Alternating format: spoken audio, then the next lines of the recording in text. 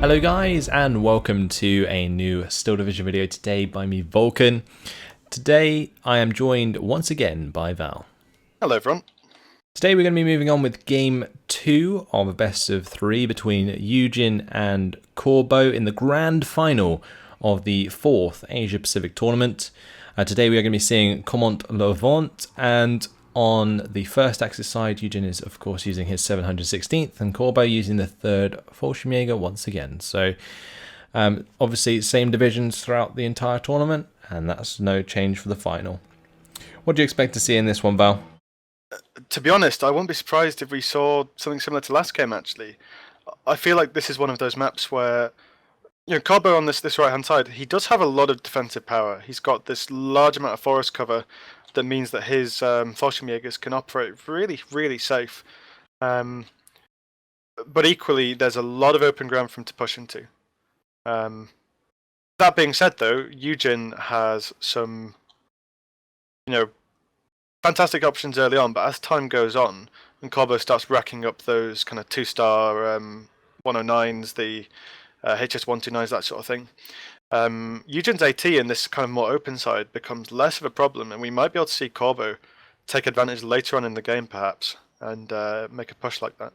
Yeah, also it comes down to economy. We talked about that quite a bit in the first game, in the sense that YueJin has the advantage early on, due to the 100 income in phase A, 110 in phase B. But as we move into phase C, Corbeau can really support the amount of infantry that he will want to bring in, as long as he doesn't overinvest in infantry early on. And I think that's something he did very well. He managed to get a lot of work done with the L6s and the SPW AB41s that the Fallschirmjägers then did not have to do afterwards, and they were free to just clean up a lot of the weaker infantry that YueJin had placed in front of him. So what sort of adaptations do you think we'll see from the first game? Because there was a lot of definite sort of things we can talk about in terms of how to play around the AA, for example, or like all of the Air Force. What do you think, Val, about that? I feel like YueJin, the thing that killed him the most was the Air Force from Corbeau. We can talk about how well he used his Fallschirmjäger, how well he used some of his armor, but really it was those planes. Winter Screaming intensifies. It was those planes that really caused the damage onto YueJin. I would really like to see him go with. I know he used the flak fillings last time. We talked about flak filling versus flak 36, but either one of them. I think they're both a bit better at dealing with the kind of dealing suppression damage than the big 88 flak 41s. So that might be an avenue for him to try and deal with some of the Corbeau air. Yeah. I don't think I want to see that YueJin sort of fall into the 88 trap again. He has been relying on them quite a lot throughout the tournament so far, and they are very good in a sense that they do provide both air and ground cover. But I think Corbeau definitely showed that he hadn't answered to them, and therefore, I'm not sure if YueJin may have adjusted his deck in between the game, but yeah, definitely more of the flak fillings or flak 36s would be nice to see. So that's definitely an adjustment we might see him make. But on the side of Corbeau, let's have a look at some of the units going down. So on the top side, there was originally 4 L6s placed down, which is why Corbeau mentioned about Winters and not being particularly happy with that. But that's been replaced by the 3 Fallschirmjägers for now. The L6s have now been placed on the bottom side. There's going to be a Kubel MG there with the recon, 2 more units of Fallschirmjägers and another recon on the bottom side. What's quite nice about these Kubel MGs is obviously they don't disappear when they get unloaded. The recon gets unloaded, so they can maintain the frontline position without having to invest too many points. So that's kind of what Corbeau is going to use those little Kubels for, whilst he makes a concentrated push with the Fallschirmjägers and Panzer L6s. It's a good way to sort of get away with not putting down too much stuff to cover areas you won't really want to. On the side of YueJin, on the top side, we have a couple of Osttroopen, 3 Osttroopen with a Pack 37 IG-18. We have the Command Infantry in there and some Speed Troop. Further down, it's going to be for the mid Pack 37 and a Command Infantry. Further down, Speed Troop, Osttroopen, Panzerschreck. And on the very bottom side, we have the Speed Troop, Pack 37, Command and IG-18. So a lot of availability out of YueJin at the very start of the game. Going to present a lot of forces to the 3rd Fallschirmjäger, but that is to be expected with the way that both of these divisions work.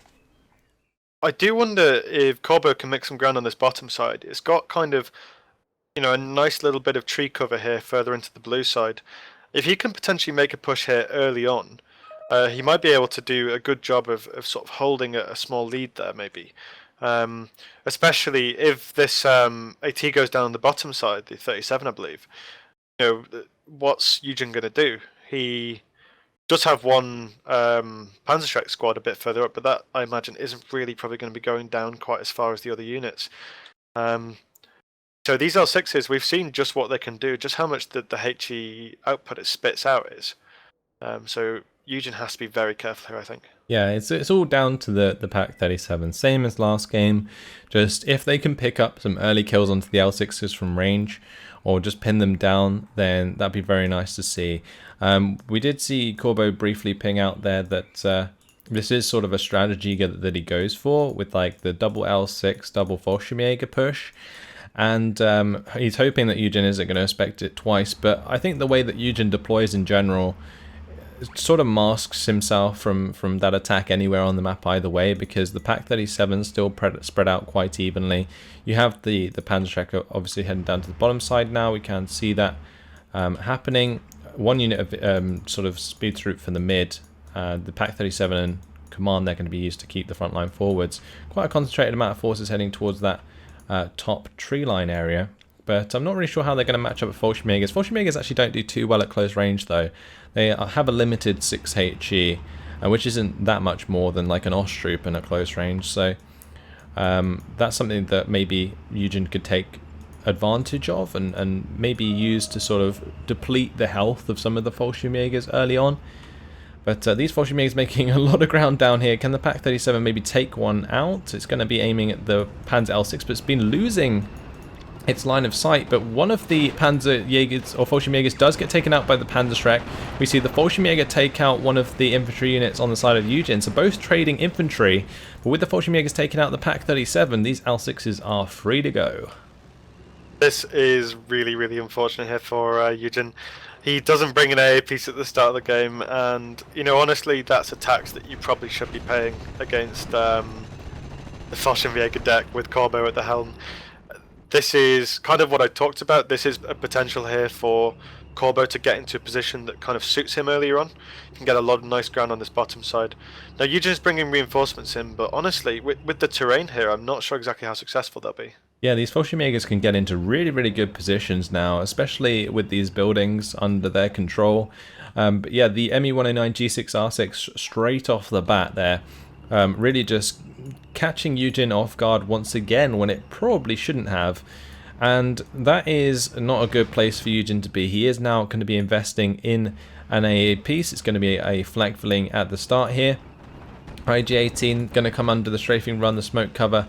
Going to make that ME-109 inaccurate. Panzerschreck has been found on the top side, so that should no longer be a threat. Going to allow this L6 to be a bit more liberal with its movement and cover these Fallschirmjägers as they start to engage the Osttroopen and the reinforcing units here. And this L6 is just in range of this Pak 37, I think, as well. He's choosing to back off, though, which is probably a smart decision.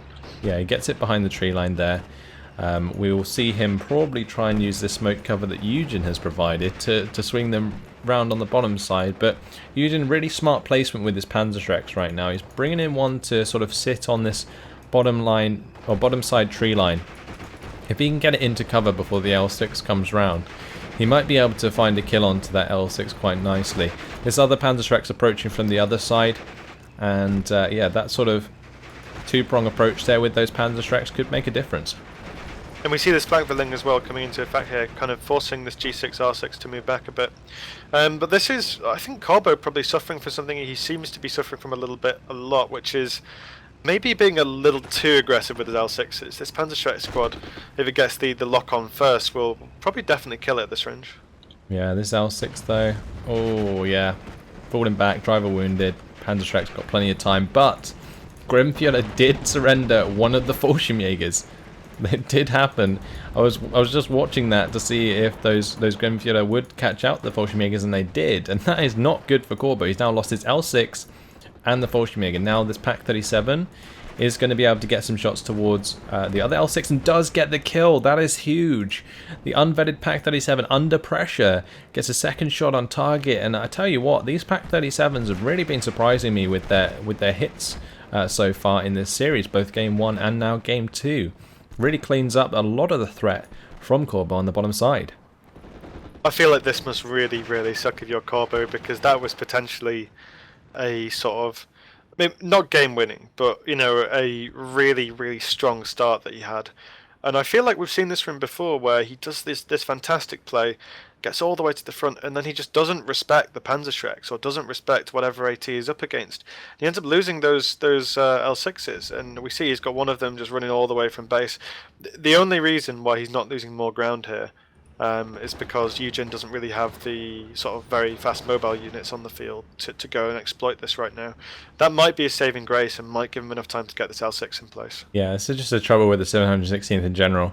Meanwhile, on the top side, YueJin did manage to clean up the Fallschirmjäger that Corbeau brought in to accompany his Fallschirmjäger. At close range, though, the Fallschirmjäger probably going to suffer against Grenfjord and double Osttruppen. You'll see the engagement not being entirely one-sided there, because the Fallschirmjägers do again suffer from the lack of HE, or HE advantage, I would say. But with the ME1 and IG6 coming in, that will definitely help out quite a lot. And honestly, if the Grenfjord ends up getting pinned down because of that, that could just end up in a bunch of surrenders, since the disheartened trait does mean they take a little bit more morale damage, 50% more to be exact. It does, but it looks like Corbeau is going to try and pull out his Fallschirmjäger a little bit. Maybe going to get an angle to come back for another pass or something like that. But YueJin really showing off the strong availability and strong point start that the 716th gets, and is just dumping a lot of stuff into this forest. Blackfilling has arrived in the mid. That's going to try and help out the ME1 against the ME109 G6R6. But you can see just how long it takes to get on target there, as these ME109 G6R6s come in for these strafing runs. Like they can actually get off a lot of the strafing run before they even get affected by the Flakfilling, and that's why I honestly prefer the Flak 36. We talked about it briefly at the end of the first game, but either way, as you can see, Osttruppen coming into this engagement with the Fallschirmjägers at the 100-meter range, not a huge advantage there for Corbeau at all, and honestly getting overrun. Now the IG-18 going to clean up some infantry in the open as well, and Corbeau is losing quite a few of these Fallschirmjägers early on, and also did that Pack 37 again take out another L6? It got another L6. This guy is going home with an Iron Cross. For fighting Germans, I imagine. It was the Pack 37, right, and not the Panzerschreck. Yeah, the 37 took it out. It's really, really saved YueJin's bacon here, because again, that was looking so bad for him, but now this Fallschirmjäger squad, I don't see how it wins against all of this fire that's coming from the Osttruppen. Yeah, this I think is just a really, really unfortunate situation for Corbeau. He's losing out on this top side, he's losing out on this bottom side, and it feels like he's just trying to keep his head above the water. Now, keep in mind, that was what it felt like last time as well, and he did manage to pull out a very close victory, but I think in some cases that was a bit of YueJin misplaying maybe in some places, rather than Corbeau. You know what I mean? Like, I feel like if YueJin can really push this at the start, he has a very strong position to sort of, it's his game to lose, shall we say. Yeah. So the Osttruppen there, it's 5 versus 1. And that just shows you like the amount of Osttruppen that the 716th can flood in early on and just push back these Fallschirmjägers very, very nicely. I like how this Panzerschreck's creeping on the bottom side. That Pack 37 though, absolute hero. Meanwhile, on the top side, Osttruppen again double teaming the Fallschirmjägers, and that's pretty much going to be the story of the game at close range with the Fallschirmjägers at least. And now the ME109G0 also coming in for the strafing run might cause a surrender, yes indeed. Nicely done. Just really good play from YueJin here. He's doing a good job to sort of be on top of all of these units. It's one of the kind of strange difficulties that you don't think about when you play a deck like this. With a more elite deck, shall we say, like the third Fallschirmjäger, you don't have quite as much to manage, so you can be a bit more deliberate with your micro. When you're playing the 716, just look how much stuff he's got in the field, and it's similar point value as well to a lot of Fallschirmjägers. We're going to have to watch out for this mid engagement. The double L6s have managed to overwhelm the Pack 40, and soon after the Pack 40 is gone, the flak-filling will be following. And without that support against these ME109 G6s, the ME109 G0 may lose out here against this ME109. Yeah, see, this flak-filling is not going to pin it down quick enough. This ME109 G0 is toast. Yeah, the flak-filling just not being quick enough there, and it had to reload mid-fire. They're just not good enough to allow YueJin to make those plays with the ME109 G0s. He's trying to basically invest it into both of his G0s to bait the ME109 G6 R6s, but with Corbeau making that play with the L6s in the mid, it allowed him to win nonetheless. So YueJin now losing one of his planes. One of them managed to get out, but he's also lost the flak-filling and lost the pressure with the Pack 40 in the mid for the time being. However, that may clean up one of the L6s in response. Like I said, it seems like Corbeau is trying to keep his head a bit above the water here, but plays like that are what allowed him to come back in the last game, kind of dealing with enemy fighters over enemy AA. And these L6s, one of them goes down, but a very strong pushing tool as well. I feel like this is one of those games where YueJin, for all it seems like he's in a good position, and this is a position that I think he can do well from, he has to make sure that he gets a nice point lead at the start of this. He has to get an advantage. And what's happened at the moment is these Osttrooper, they were happily pushing up, but they've now bumped into two Fallschirmjäger squads that have just held the line. And with the addition of now an L6 and SBW AB41 on the way, also with the Panzerschreck being killed off on the bottom side, I think Corbeau is going to get confident here to push back against all this infantry that is lightly defended by the single Pack 37, but we can't count out that Pack 37, that's for sure. But it could still be overwhelmed. On the top side, IG-18 has been doing a hella job there, just killing off so many Fallschirmjägers in the open. But we can see that the infantry that YueJin did have in that forest has eventually been cleaned out. And now these Fallschirmjägers looking to come onto the backside of the Pack 37 there and the IG-18. And that could honestly leave all of those units in a very bad spot indeed. The ME109 G6R6 is going to pin down that IG-18, almost killed it off by themselves, but the Fallschirmjäger will be able to clean up all of those, taking out the command there, going to be taking out the Pack 37 soon, and then we'll be able to clean up the IG-18 afterwards. See, again, this is one of the scenarios where it feels like Corbeau has just kind of switched on the micro with a lot of these. His planes have just been kind of, in the perfect places. He's managed to clean up a lot of all of the infantry in the forest. There's only a little bit of reinforcement coming now. And that is to do with just how good these Fallschirmjägers are. Like you said, they're not quite as good at close range, but when you've got two ME109 G6R6s coming in with strafes all the time, that Osttrooper really just, the disheartened trait makes them surrender so fast to them. Yeah, so now we're in Phase B. YueJin can finally get in some more AA, so he's bringing up another flak-filling. This will enable him to use the ME109 G0 once again, but he's got to be very careful with microing that, since it can obviously be killed by the G0s before the flak-fillings even get involved, especially if it's going to take an engagement like that. And with the ME109 splitting up, it's inevitable this ME109 G0 should go down with a little bit of micro here out of Corbeau. So that's interesting. But on this bottom side, this Panzerschreck has done absolute work. It's managed to end and destroy the L6. It's actually managed to track will damage the SBW AB41, and it has one Panzerschreck left.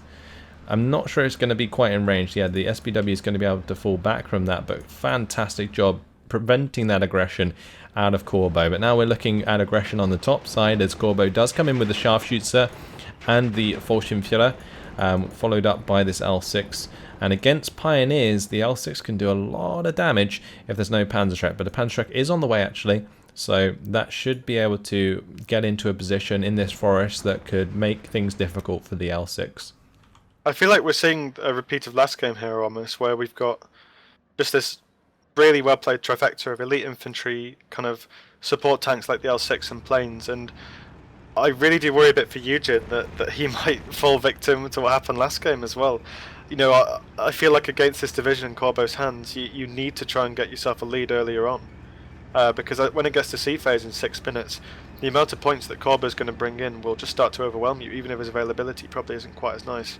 I'm also worried about the flak filling placement here. He brings them, like, he's forced to bring them very close to the front line, right? Because they have a limited range against aircraft compared to other AA pieces.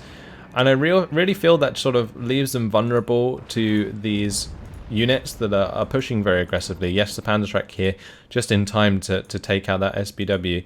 But if the L6 manages to find a way through here, that flak filling is going to be right in line of sight straight away. And I mean, the L6 only needs to move up a little bit to find those shots. And that's not something you want to do. You don't want to sacrifice your AA like that when it's a pivotal point in preventing Corbeau's airplay. So it is, and mistake. I think, yeah, we might see it go down. It depends though. The IG-18 might stun it. There we go. So it has just about survived, actually. I think a bit of that to do with the fact that Corbeau's planes are on standby, unfortunately for him, on refuel or rearm. And this is, it's really difficult because I look at this and I think, oh, look at YueJin, he's in such a good position, but I'm still not convinced. You know, when it comes down to it a little bit later, Corbeau's planes can just make such a difference. Well, at the moment we see the +1 out of YueJin, and it was a similar story in the last game in a sense where he did have the territory advantage early on, and he is pushing very aggressively with a lot of this infantry. He's now got the B2s on the field. They are covered by the flak fillings once again. But this HS-129 is going to be able to hit that at least like 4 times before the flak filling even opens up.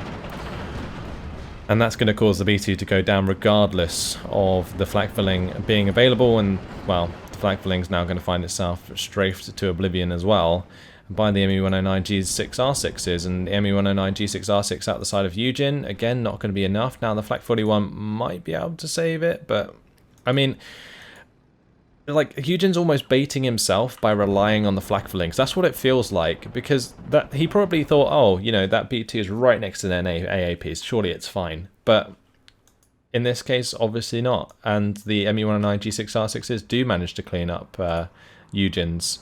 So that's just extremely difficult for YueJin to deal with. Now he's sort of lost his pushing power here, and all that Corbeau really needs to do, knowing that the B2 is gone, is just reinforce with more Fallschirmjägers eventually, and get it to the point where he can just clean up through these Osttroopen very easily. Also, he's now got access to Fallschirm Pioneers in Phase B, and those deal very well with enemy infantry in close quarters combat. YueJin does have the Pioneers as well, but Fallschirm Pioneers benefit from having a 12 strength squad as opposed to a 9 strength squad on the side of YueJin. And don't forget the veterancy as well. The 1-star veterancy definitely helping with dealing with enemy grenade infantry like the Pioneers. But we do see an L6 go down. These Panzerschrecks for YueJin have been really, really nice for him. A real saving grace. You know, again, this is looking quite good for YueJin, but I'm really hesitant to say that he can convert this into a strong lead into a win, just because of will he make the how same difficult mistake? He finds it to deal with. Will he make the same mistakes twice? Right? I mean, that's the main way we've got to look at it. He's in a very strong position, and he was in the last game.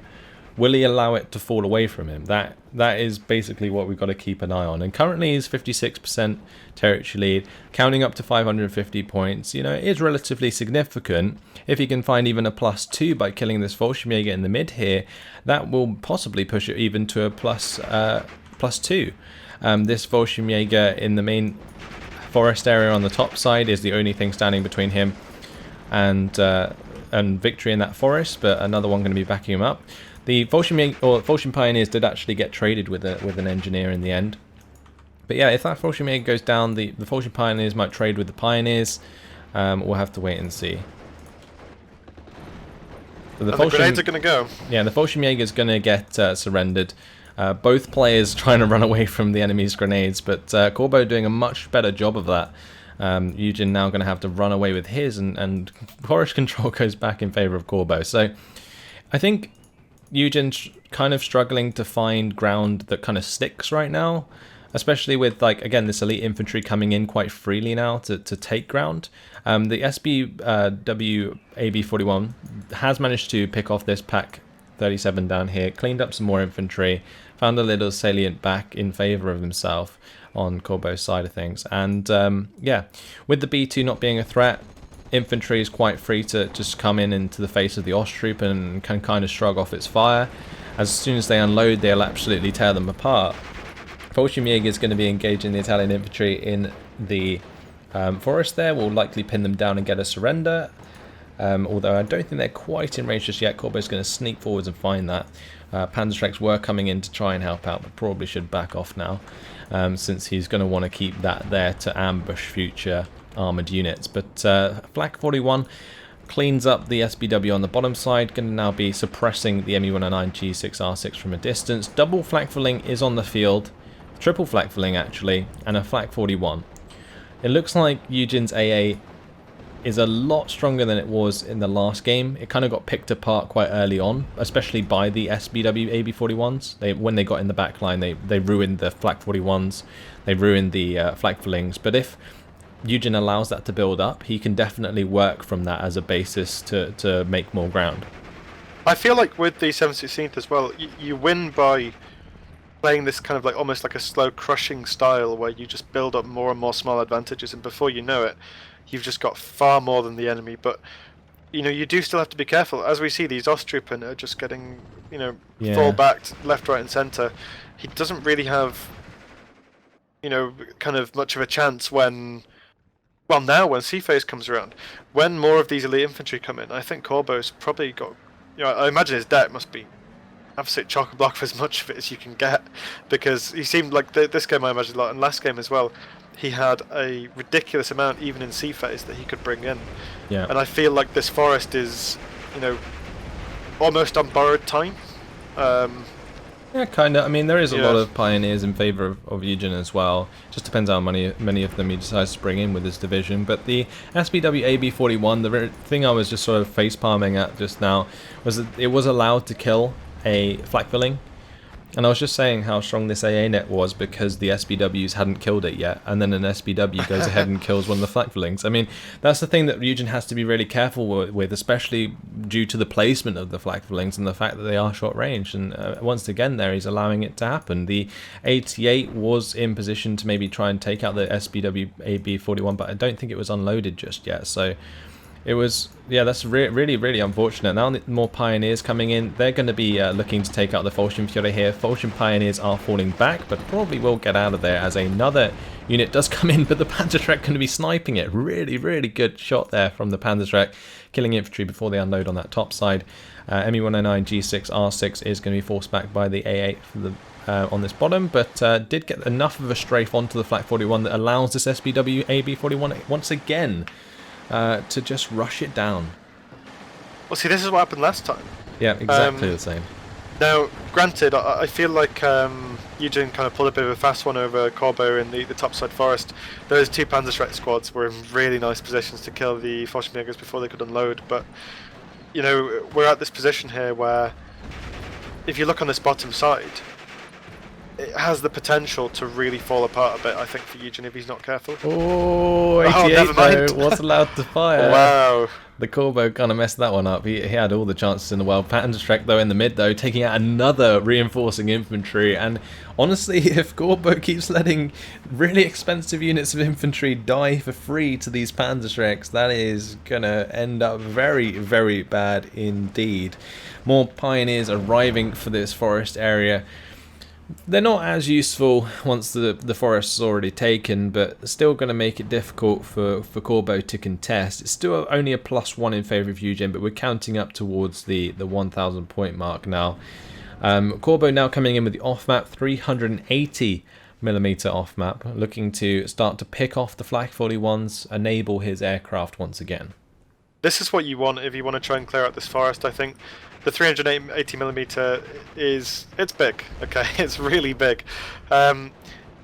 If he can make a good push into this top side, if he can keep some of the enemy fire support away, if he can get his own Stu 42 like we see here and to hit the stuff on the edge of the forest, he does stand in good stead to take out for the units in there. But with one of those Flak 41s going down, it gives just more free reign for his planes to come in and start dealing damage, even with the flak filling there. Yeah, so the double flak filling managing to hold back the double ME-109 for now.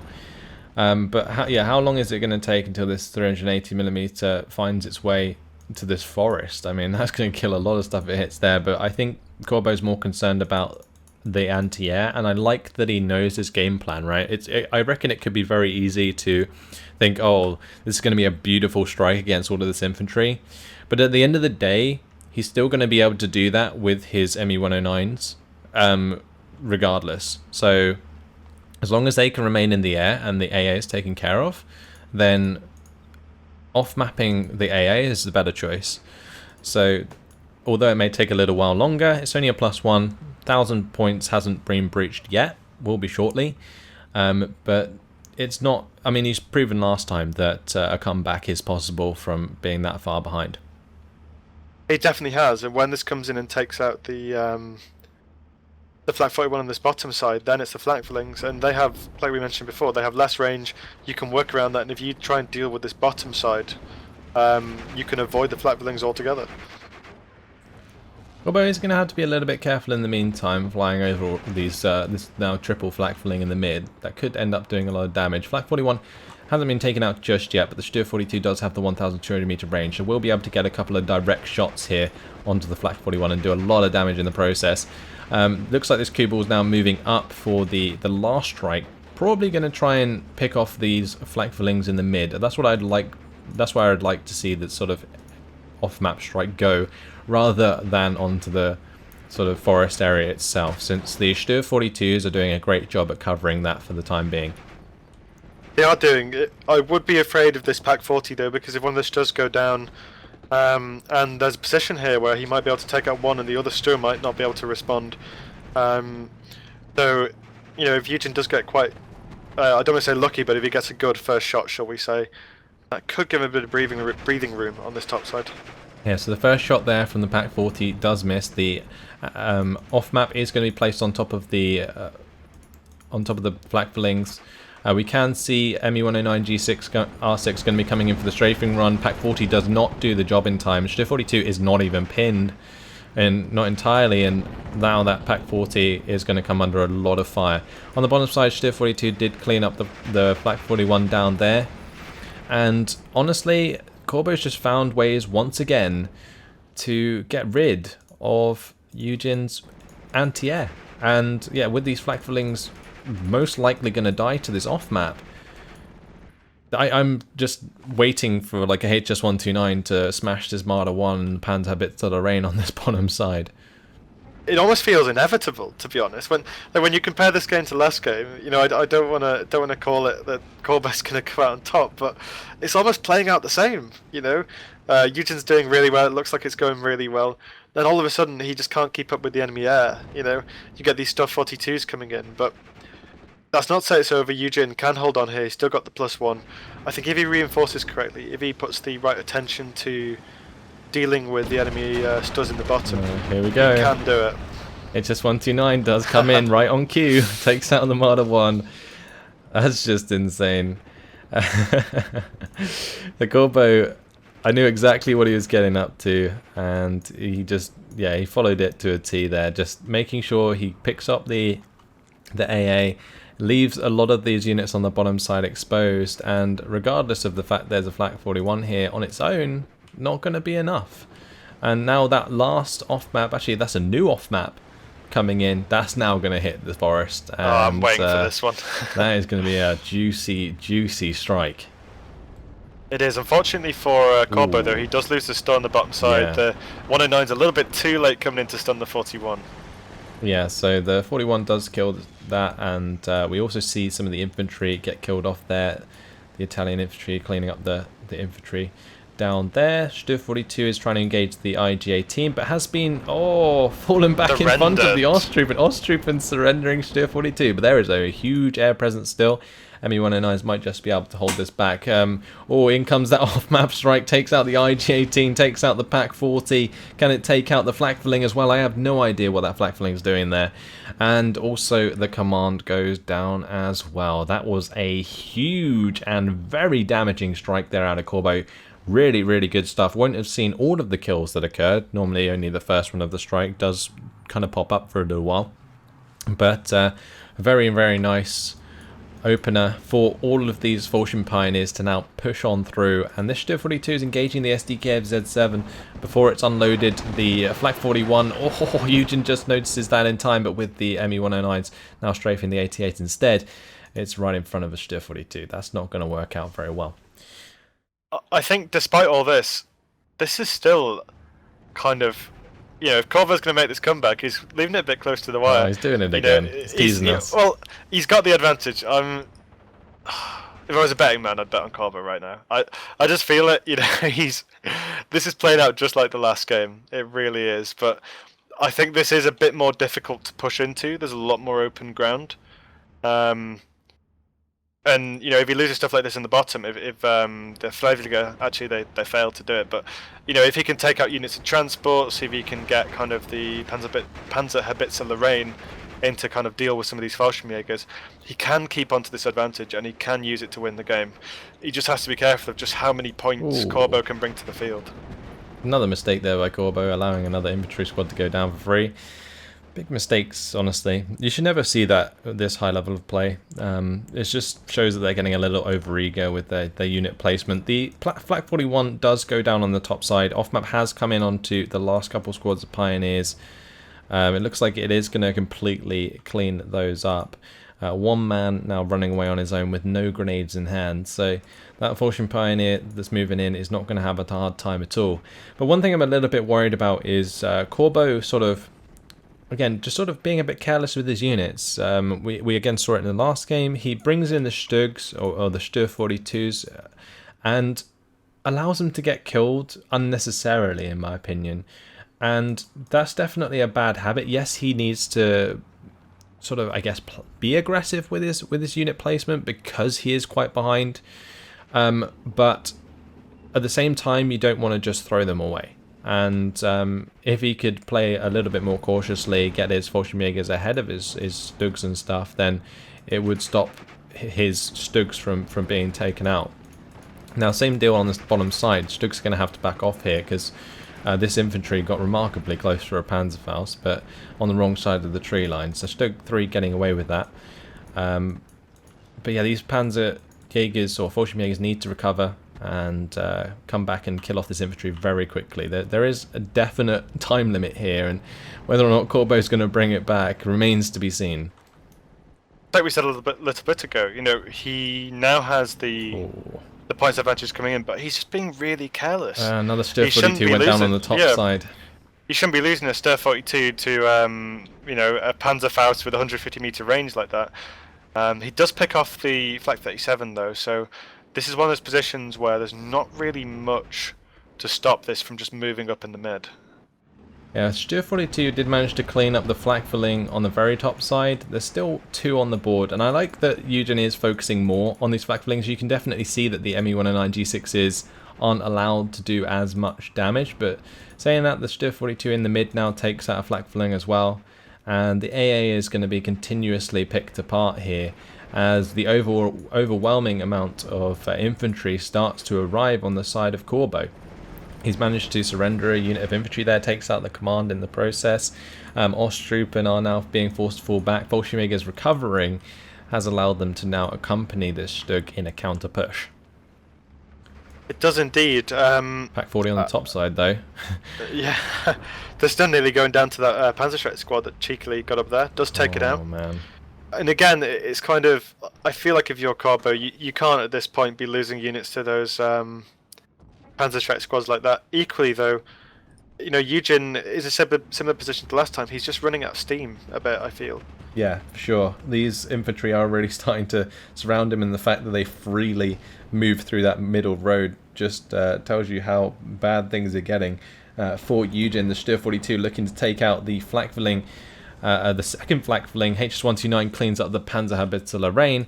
Flak 41 is not currently engaging the Stür 42 as it is focusing on the aircraft, and that's going to allow the Stür 42 to maybe take it out. Although it shoots at the transport. Weirdly, yeah, it fires at the transport instead. That is probably not what Corbeau was looking for. But yeah, with that Stür 42 dying on the top side, it's not going to matter particularly too much, especially with 2 Fallschirm Pioneers are going to be breaking through those tree lines into the face of that infantry, and the Pack 40 will soon follow afterwards, with the MGs then getting on target. ME-109 G6R6s trading blows, but yeah, the air's well in favour of Corbeau, and that ME-109 G6R6 is toast. Going to be forced to fall back. Maybe not shot down this time around. But Stug 3 on the bottom side picks off a Flak 41. There is a significantly more from Corbeau now than YueJin. Let's just look on the map. He's getting surrounded all over the place. His infantry availability has just fallen apart, and I think maybe all the points he invested in AA that have now been completely wrecked has, I mean, left him with nothing left. I think he was right to invest in the A. I think that it was the right decision. Yeah, it was just some unfortunate placement that let it get off-mapped and just killed 2 of them. And then, you know, we actually talked about this before the game, kind of after game 1, after we finished the cast. It was we discussed amongst ourselves about how it might almost be worth it in future if you're playing Corbeau. Just put your A on one side. Just try and bait him into that one side, because at least then you'll have a bit more lethality and you'll have a chance of actually downing some of the planes. You know, you might not have the stun capability across the map, but I feel like Corbeau gets into the late games with so many of these planes up, and obviously has a high availability of them as well, but such a high availability combined with such a good survival rate for him.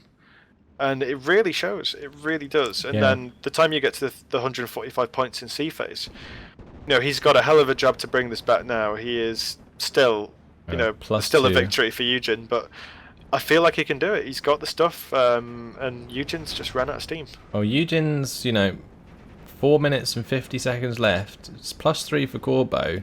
Still minor. Still not going to be good enough for Corbeau to win. So it's interesting. Corbau's going to have to push the +4 now in order to draw it and possibly find enough points to get a victory overall, based again on the tournament rules. Now, Stug 42 did come through the mid, clean up the Pack 41. Pioneers did actually manage to kill the off-map vehicle, the 380mm cue ball, because it was, you know, I mean, these Pioneers and Panzerschrecks and stuff have all been left behind enemy lines. Corbeau just completely forgetting about them and moving on, as is the style of the Fallschirmjäger, just fighting beyond their enemy. And yeah, I think one thing that we haven't really discussed much is in terms of difference between the two games. We talked about a lot of the similarities. One big difference is the 380mm off maps. I don't think that YueJin really could have accounted for those going into this game. He played against a limited amount of off map in the first game. He played against 210mm off map, but the 380mm off maps were not in sight, right? He did not see them. He did not have them played against him. But in this game, they have done so much work in allowing him to, like, allowing Corbeau to clean up the AA, when in the previous game he relied on his air force to do that job. Now, 2 Panzer 35s did come in. The top one gets popped by the HS-129. The bottom one got killed by the Stugs. Things really still falling apart for YueJin right now, and a +4 on the board for Corbeau. But yeah, I think the change of strategy, just that little change there using the off map, has definitely allowed him to catch YueJin off guard and still find this lead, and Marder 1 going down as well to the HS-129. These HS-129s are just deadly, but it goes to show that even if you have something, you know, you think, okay, I'll get my Fleckflings to try and stop Corbeau's air force, he already has something in place to try and deal with that. And this HS-129 comes in, gets both of the Marder 1s on the field. This is, I mean, I think this is Corbeau's game now. It's got to the point, it's almost like a tale as old as time at this point. You know, Corbeau's playing the third Fallschirmjäger. YueJin gets the lead early. It really looks like YueJin, he's got so much stuff on the map. He's doing so well. Got so much and then score before as you well. know, it's a +5 lead for Corbeau. Yeah, well, it's just, I think Corbeau's knowledge of his division, he's played it so much that he knows how to work around anything he comes up against. So even like overwhelming amounts of AA, he figures out a way that he can get rid of that and then push an advantage afterwards. And in this case, you know, off map onto the AA, opens up the air, allows all of these HS-129s now to pick off all of the units that YueJin's trying to use to save the day. But it doesn't look like it's going to happen. Stugs are now pushing through as well. They are a big threat, especially to the 716th, which has limited amount of armor potential to begin with. and followed up by all of the Fallschirmjägers. I mean, that leads to this 90% plus 5% territory lead. The land spawn on the bottom side has been cut off from YueJin. Pack 40 goes down. YueJin literally has nothing left. You said it earlier on, and it's definitely apparent now. He completely ran out of steam. And this is just the end. It's got, just imagine being YueJin right now. You feel like you're in the lead no for control. so long. He has nothing left.